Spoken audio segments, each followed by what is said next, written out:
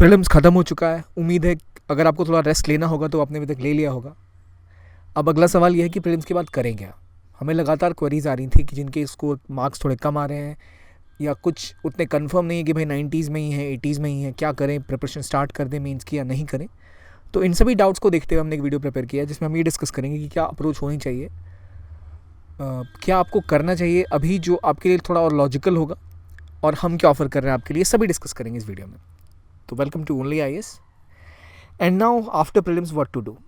देखिए, होता ये है कि आपने इतनी मेहनत करी है, एफर्ट्स लगाए हैं और GS CSET 2 पेपर आप दे के आए हैं। CSET भी मुश्किल था काफ़ी और GS भी ट्रिकी था। तो ऐसा नहीं था कि कोई नॉर्मली कह दे कि भाई मैं कुछ सोर्सेज पढ़ के गया और मेरा बिल्कुल ही 150 आ रहे हैं। मेजॉरिटी जो है वो अराउंड अच्छे स्टूडेंट्स की वो अराउंड 80 to 100 के बीच में लाई कर रही है। CSET थोड़ा ट्रिकी है तो वहाँ भी एक डाउट बना रहता है। तो अगर कोई अराउंड 75-80 स्कोर कर रहा है तो उन्हें क्या करना चाहिए आंसर की के हिसाब से। पर पॉइंट ये कि हमेशा आंसर कीज चाहे किसी की भी इंस्टीट्यूशन की हो, वो आंसर की कभी भी 100% एक्यूरेट नहीं होती है। UPSC में कभी कभी तो 6 से 8 क्वेश्चंस का भी डिफरेंस आ जाता है जनरली जो इंस्टीट्यूशंस की आंसर कीज आती है उसके मुकाबले। So it makes a difference of around 10 to 15 marks. और अगर आप 70 नंबर ला रहे हैं और या 80 नंबर ला रहे हैं और 15 नंबर आपको एडिशनल आ जाते हैं तो यू रीच अराउंड 85 मार्क्स, और even if you are scoring 80 to 95 marks. और कट ऑफ हमने देखा पिछले बार भी कम गया था और इस बार का क्वेश्चन दिखने के बाद भी लग रहा है कि शायद ही वो 100 टच कर पाए। तो आपको पहली बात पता नहीं है कि कितने मार्क्स आपके आ रहे हैं, और answer keys are not sure shot guaranteed कि ये जो मैच कर रहा है इतने स्कोर आएंगे। So it is very essential कि आपको पता है कि आप पास हों। अगर आप हो रहे हैं तब तो हो ही रहे हैं, नहीं भी हो रहे हैं, अगर आपको डाउट भी आ रहा है तो भी आप अभी जो टाइम उसको वेस्ट नहीं कर सकते, बिकॉज ये जो टाइम आप वेस्ट कर देंगे तो जब आप रिजल्ट आएगा उसके बाद क्या करेंगे। हमने कई टॉपर्स से बात करी जो इंटरव्यूज़ के बाद सीधा प्रिपरेशन करते थे, पता नहीं होता था प्रीलिम्स का क्या होगा, but they went straight into mains, क्योंकि मेंस का टाइम सबसे इंपॉर्टेंट है। आपकी रैंक यही डिसाइड करेगा आप अभी दें या अगले साल दें। अगर आपका पहला अटैम्प्ट है या दूसरा अटैम्प्ट है या तीसरा अटैम्प्ट है, अगर लास्ट अटैम्प्ट नहीं है तो इन एनी सिनेरियो आप अगला मेंस देंगे ही देंगे, क्योंकि अगली बार आप प्री क्लियर करेंगे फिर मेंस लिखेंगे।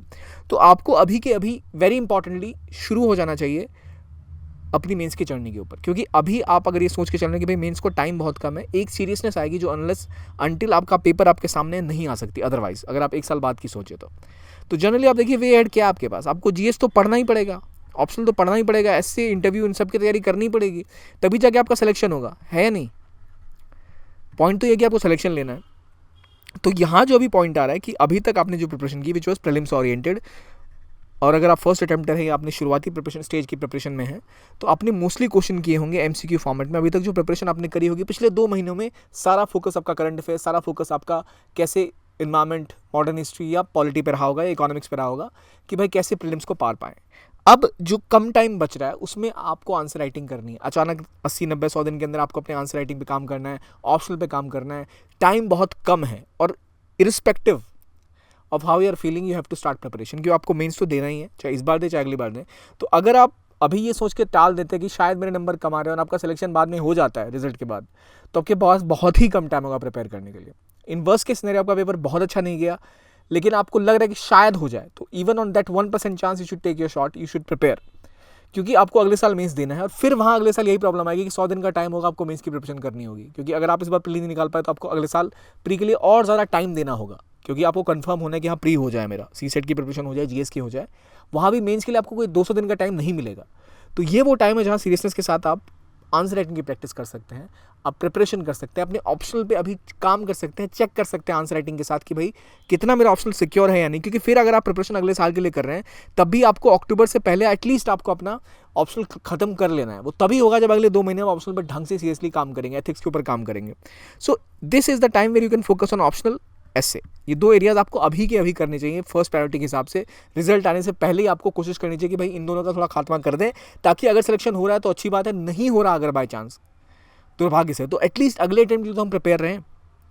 तो कई जो डाउट्स थे हमें कि भाई हमें ऐसा लग रहा है कि हमारा हो रहा है, कुछ मार्क्स से छूट रहा है, पर हमें ज़रूरत है थोड़ी गाइडेंस की जो हमें हेल्प कर पाए रिगार्डिंग आंसर राइटिंग, या फिर रिगार्डिंग जो एक जैसे हमारा तेजस प्रोग्राम प्रीलिम्स के लिए था वैसे मेंस के लिए कुछ हो। तो हमने एक मेंस क्रैश कोर्स लॉन्च किया जो ऑनलाइन ऑफलाइन दोनों ही उपलब्ध है। 60 दिन का एक प्लान शेड्यूल है जिसमें पूरी फोकस है कि आपको सिस्टमेटिक तरीके से क्लासेस होंगी, मेंस का कवरेज होगा, प्रॉपर मेंटोरशिप दी जाएगी, और आपको GS के टेस्ट भी मिलेंगे, SA का टेस्ट भी मिलेगा, और बेहतर तरीके से आप इसको कवर करें विद इन 250 आवर्स, ताकि आपका जो टाइम बच रहा है आपको बार बार अलग अलग नोट्स के लिए ना भटकना पड़े, आपको एक जगह कंसोलिडेटेड नोट्स मिल जाए, आप एक जगह से क्लासेस को यूज़ कर पाएँ, चाहे आप ऑनलाइन करें चाहे ऑफलाइन करें, दोनों ऑप्शंस यहाँ पे अवेलेबल हैं, ताकि आपकी लाइफ में थोड़ी सी एक सीरियसनेस आ जाए। इसके अलावा अगर आपको लग रहा है कि नहीं मुझे पहले आंसर राइटिंग पे काम करना है, तो हमारा rigorous 60 day answer writing program भी है, जहाँ आप डेली 7 क्वेश्चन लिखते हैं 1 घंटे के अंदर। आप उसका ऑप्शन होगा कि आप हमारे टेस्ट सेंटर्स पे आके भी 1 घंटे में 7 क्वेश्चन लिख सकते हैं। फिर उसके बाद आप 7 दिन 1 घंटे में 7 क्वेश्चन आपने लिखे तो 3 घंटे में आप 21 क्वेश्चन लिख लेंगे। विद इन अ वीक आपकी स्पीड, आपकी एक्यूरेसी बढ़ जाएगी, और जब आप फुल लेंथ टेस्ट 1 हफ्ते बाद देंगे तो आप बेहतर स्कोर कर पाएंगे। This is under our 60 day rigorous answer writing program, जो आप चाहे तो वो ज्वाइन कर सकते हैं। और अगर आपको कुछ ज्वाइन नहीं करना तो भी काम चलेगा, पर सबसे इंपॉर्टेंट है कि आप प्रिपरेशन शुरू कर दो। प्रिपरेशन कैसे शुरू करते हैं? तो भाई आंसर राइटिंग पे काम करना है। आंसर राइटिंग पे काम करने के लिए सेल्फ इवैल्यूएशन से भी आप इंप्रूवमेंट तो कर ही सकते हैं, लेकिन यहाँ पे टेस्ट सीरीज या क्लासेस का रोल इसलिए बढ़ जाता है कि रिस्क लेना थोड़ा कम रहता है। प्रीलिम्स के टेस्ट आपको जो फीडबैक है वो कैसा भी मिले उससे फ़र्क नहीं पड़ता, आप खुद से सेल्फ इवेलुएट कर सकते हैं, लेकिन मेंस में आपको एक फीडबैक चाहिए होता है, एक हेल्प चाहिए होती है कि कहाँ गलतियाँ आपसे हो रही हैं। तो आंसर राइटिंग की प्रैक्टिस, उसका एप्लीकेशन, वीक एरियाज पे फोकस, की डायमेंशन को समझना, ये बड़ा ज़रूरी पार्ट है। तो अभी जब आप आंसर राइटिंग करें तो क्या वीक एरियाज़ हैं, किन एरियाज़ पे आपको और काम करना है, जहाँ आपको बेहतर हो सकते हैं, उन सब पे फोकस करना इंपॉर्टेंट। और यही हमारे आंसर राइटिंग प्रोग्राम के अंदर हम कर रहे हैं कि भाई आपको टेस्ट देना है तो टेस्ट में आपको डिटेल्ड फीडबैक के साथ आंसर्स कॉपीज़ मिलती हैं, जो आपको यहाँ दिख भी रही हैं कि रिव्यूज़ का तरीका क्या है। बाकी अगर आप खुद से भी करें तो आप एक छोटा सा सर्कल बनाए कुछ फ्रेंड्स का जो सीरियस हो, आप अपनी कॉपी सेल्फ इवेल्युएट कर सकते हैं, कुछ सीनियर है तो उनको भी दिखा सकते हैं, वो भी फीडबैक इस तरह का देंगे तो आपको फ़ायदा ज़रूर होगा।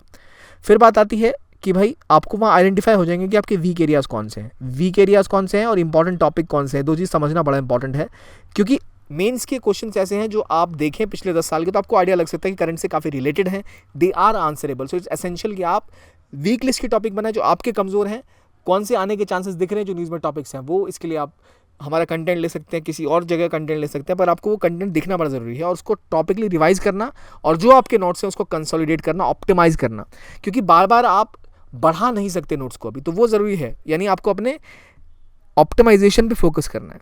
ऑप्टिमाइजेशन कैसे होगा? सबसे पहले जो एडिशनल सब्जेक्ट्स मतलब लेट्स से वर्ल्ड हिस्ट्री हो गया, लेट्स से एथिक्स हो गया, गवर्नेंस। वर्ल्ड हिस्ट्री को छोड़ भी दे तो गवर्नेंस और एथिक्स से काफ़ी क्वेश्चंस मेंस में आते हैं, जो अभी तक आपने मेंस के हिसाब से पढ़े नहीं होंगे, क्योंकि वो प्री का पार्ट नहीं है। पोस्ट इंडिपेंडेंट इंडिया पे कभी कभी एक क्वेश्चन आ जाता है। तो वैसे क्वेश्चंस, वैसे टॉपिक्स जो एडिशनल हैं, जिसको अभी तक आपने नहीं पढ़ा है, वहाँ फोकस रखिए। स्पेसिफिकली अगर आप वेटेज देखें, सबसे इंपॉर्टेंट ऑप्शनल, उसके बाद आपका इंपॉर्टेंट है ethics, essay, then you have GS 1 2 3 4। तो यहाँ आप एथिक्स, एसे और जो आपके 1 2 3 4 में जो टॉपिक हैं जो अभी तक आपने नहीं पढ़े हैं क्योंकि पार्ट नहीं थे प्रीलिम्स में, उन पे फोकस करिए जो ज़्यादा मार्क्स वाले हैं। जैसे एथिक्स इज ऑब्वियसली पूरा का पूरा पेपर है, वो करना है आपको ऑप्शनल के अलावा। यहाँ पर जो भी आपके नोट्स हैं उनको एक जगह एकत्रित करिए। अगर नोट्स मेन स्पेसिफिक होनी चाहिए, आपको एक डेटा शीट चाहिए, फैक्ट शीट चाहिए। हमारे आप प्रहार के मॉड्यूल आपने पहले भी देखे हैं, काफ़ी लोगों ने अप्रिशिएट भी किया है। वहाँ हमने कोशिश करी अपने स्तर से कि आपको जो भी नोट्स का कंटेंट मिले वो ऐसा मिले कि एक साथ आपको मिल जाए। वो डेटा आप देख रहे हैं अपने आंसर्स में, सीधा उस डेटा का यूज़ करें ताकि वो आपको याद भी रहे।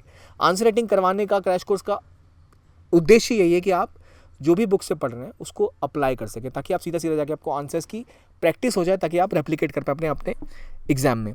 ऐसे एथिक्स और ऑप्शनल के लिए स्पेसिफिकली आपको ये स्ट्रैटेजी बनानी है कि बैलेंस बना के रखें। जो ये तीनों बहुत ज़्यादा स्कोरिंग है तो इन पर फोकस करके रखना है और इनके ऊपर बिल्कुल पकड़ बना के रखनी है। तो अभी जो आपको करना चाहिए, पहले बेधड़क आपको मेंस की प्रिपरेशन में जुड़ जाना चाहिए। क्यों? मैंने आपको समझा दिया कि अगर आप अभी मेंस की प्रिपरेशन नहीं करते हैं और आपका सिलेक्शन हो जाता है तो आप फंस जाएंगे प्री के बाद। वर्स्ट केस सिनेरियो आपको सिलेक्शन नहीं होता, पर याद रखिए आपको मेंस बाद में भी करना। मैं ये नहीं कह रहा हूँ कि आपको मेंस की तैयारी करनी है आप टेस्ट सीरीज ज्वाइन कर लो।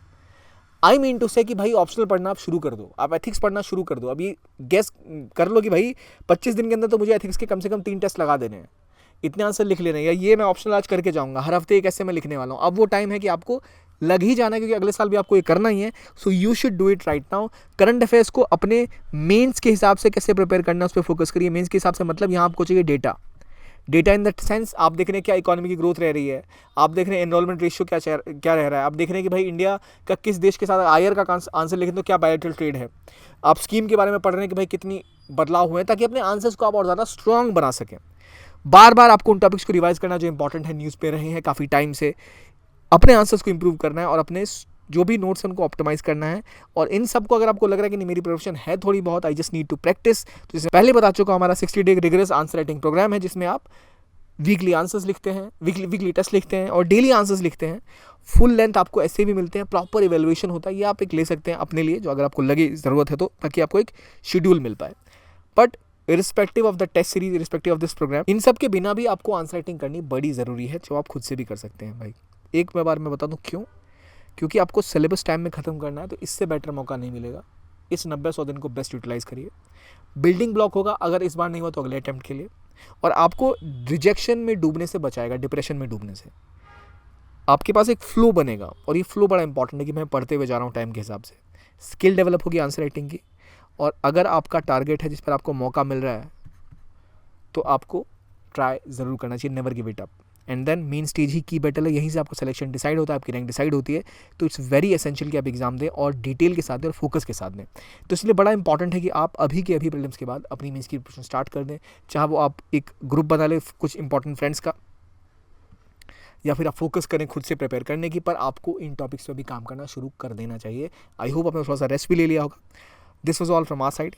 आई होप आपको लॉजिक समझ आ रहा होगा मैं किस हिसाब से कह रहा हूँ ये आपको। Thank you very much for watching.